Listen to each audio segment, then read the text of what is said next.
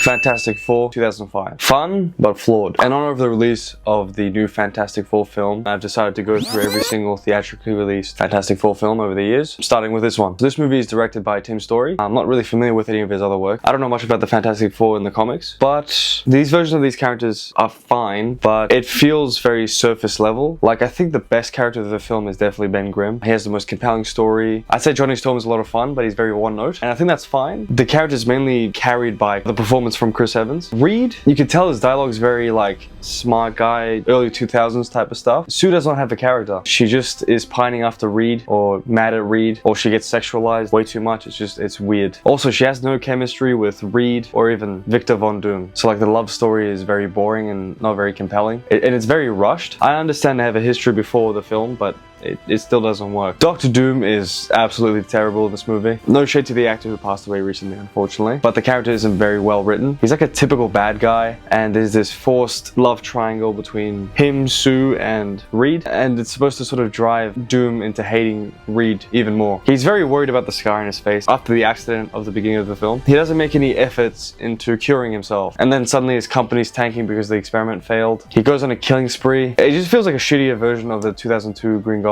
Yeah, he's kind of a nothing character. So what I do not understand is that in the third act, Ben Grimm tries to get his powers back after being cured by Dr. Doom. How is he able to generate enough energy to make the machine work? Because it's explained earlier that the machine does not work without a proper power source, and that power source was Doom blasting it with his energy. Also, why is Victor Von Doom publicly attacking people? Mainly Reed near the third act. Reed falls off the building and he just shows up, grabs him, and just F's off. So wouldn't the police follow him? Wouldn't people like call the police on him for that? Like, it doesn't make sense for his character to make that stupid decision. Yeah, and I'm not the biggest fan of Doom's costume, except for the mask and like the hoodie. Nothing like works with that one. And what doesn't make sense is that the whole point of the film is them trying to get rid of their powers, and they get confirmation that the machine actually works. So why don't they try to fix themselves? There was no lesson like, hey, we need to use our powers to help people. Never happened. Except for Ben. I understand where Ben's coming from. I don't have any hate towards the actors. They all do an incredible job with the material that they're given. I do like the costuming. I'm not the biggest fan of the thing's design though. It looks a bit weird. I remember like loving this movie as a kid, and unfortunately when you grow up you kind of sort of think about things a bit more. The absolute best I can give this movie is like a 4 out of 10.